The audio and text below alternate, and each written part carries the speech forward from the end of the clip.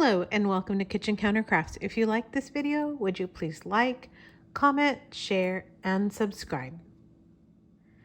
Tonight I was just sitting down and practicing some of my calligraphy, which is really out of practice. And so I was really kind of struggling through just writing some things out. And I thought, you know what, I'll go ahead and do a video and just compare some of the flex pens that I have. And one of the things I wanted to do, so you can see I've got like ink everywhere, but what I wanted to do was to show you some of these also in comparison to a dip pen. So I hope that makes some sense. So I'm gonna show you what I look for, and again, this is just me. People are like professionals at calligraphy. I am not a professional, so if you want to make fun of my handwriting, please go ahead, because it needs some help and a lot of practice. But I'm just gonna share some of the things that I know personally and that I enjoy doing. And so the first thing to know about just what I'm looking for in terms of out of a fountain pen flex is to get this. Okay, you're not going to get the same thing as you do a dip pen. And I have other videos on dip pens. And again, there are people on YouTube who just do amazing calligraphy, and you should probably look at theirs for how to use a dip pen. But it's not actually very complicated. You have the dip pen holder, a nib holder, the nib, and this is just a Zebra Comic G nib. And then you can actually use fountain pen ink, but it's going to do weird things on your paper, like blob like that, and not really come off on your paper very well. So what you want to do is use Sumi ink. And Sumi ink, as you can tell off to the side, you can actually scrape it. It has charcoal in it, and so it's made from really like burnt, it's just made from burnt bark, I believe. It's just charcoal ink. And so it's not expensive, and it hangs onto the nib a lot better than fountain pen ink. And so you will have a little bit more ink remaining on your nib. And so I'm gonna just write on my paper. Hopefully you can see it.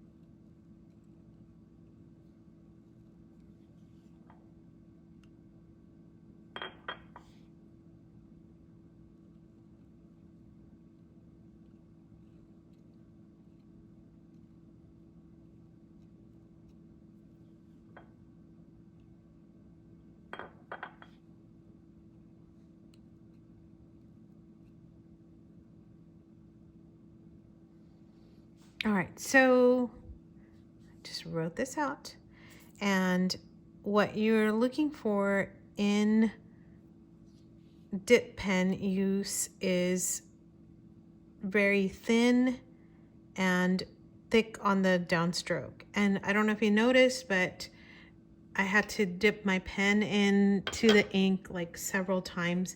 And that's really the issue with dip pens, right? Because there is no reservoir, and it's literally just the nib and a stick.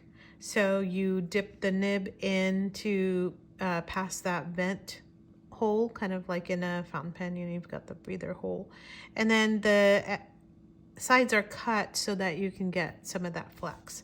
So that's some of the background on like what I'm looking for in a flex nib.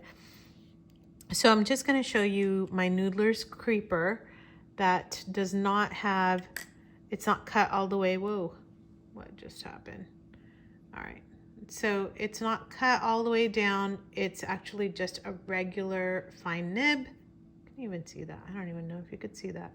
So I'm going to just go ahead and just write with this one the same way. But you're not going to get any kind of a flex out of this. You're not going to get any thick or thin marks. It is all going to be thin.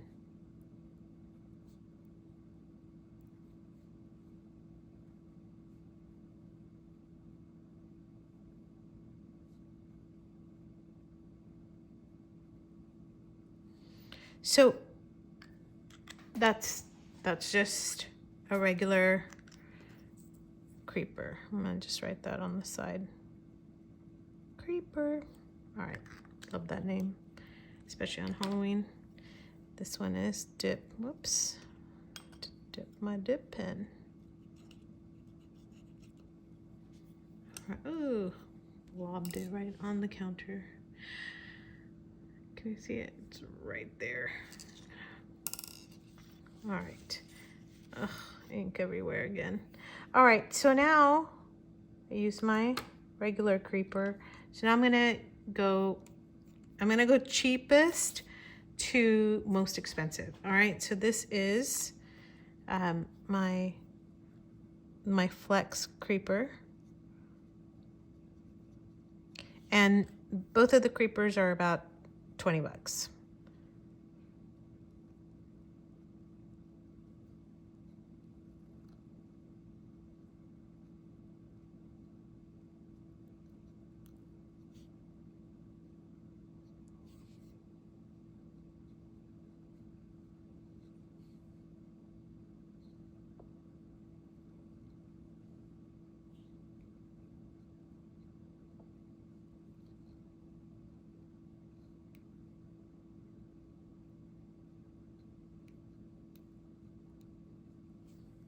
All right, so can you tell on this one? It actually writes fairly close to the dip pen. Kind of shocking, I think, especially to get the thick downstrokes here and in the S, that's more pronounced. My is just pretty much written is my, and then anyway, so kind of a surprise to me, I think. And now we're gonna go with about a $25 Ahab. And here, I'm gonna write with it and then I'll share my commentary after.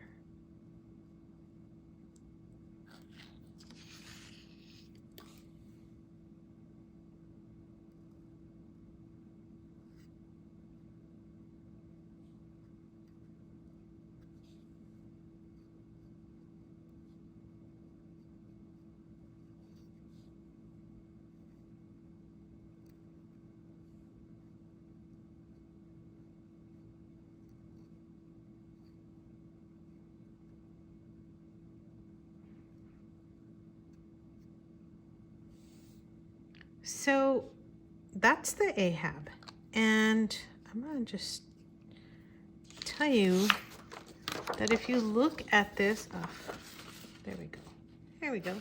If you look at it, it drops a lot of ink, and so even on the thin marks, it's not looking as thin actually as the cheaper creeper. So there's kind of a surprise, I think. All right, so the next up is my Opus, which you've probably heard me talk about a lot if you watch my channel. I love the Opus, and this is the Opus Omar one because it has a big tank of ink, but also because you can put different nibs on it. And this is a Christoph flex nib in extra fine. And I have another video that covers this, so I'm not actually doing a review on it. Just want to write with this. So I'm just going to put down Opus with FC nib. And that's a Franklin Christoph flex nib.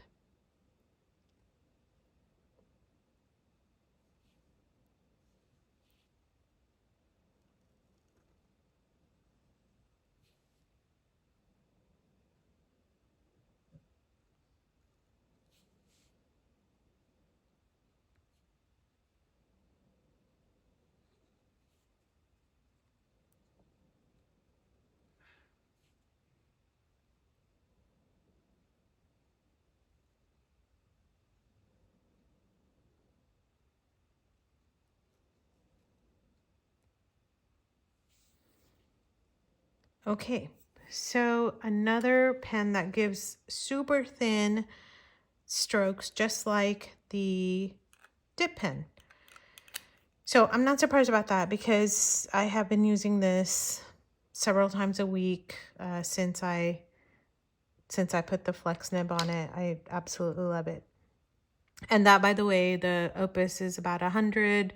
The nib's about, I don't remember, 25, 30 bucks. So 130 plus tax. And then I have my Pilot A23.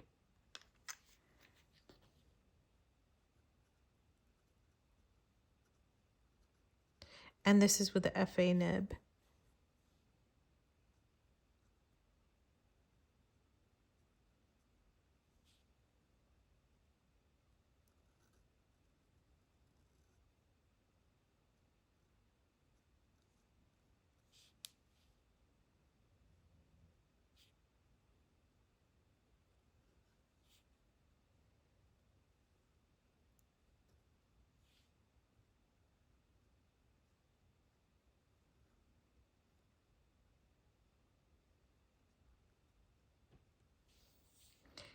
So this is not a true flex, but it can give you a very, very nice, bouncy, flexy writing that I think you can see kind of in the dip pen part. So I just wanted to give you some examples of what I was writing and how all of them look. And I know I have different inks in there, so it's not entirely like apples to apples, but I'm not really looking at bleed or anything like that.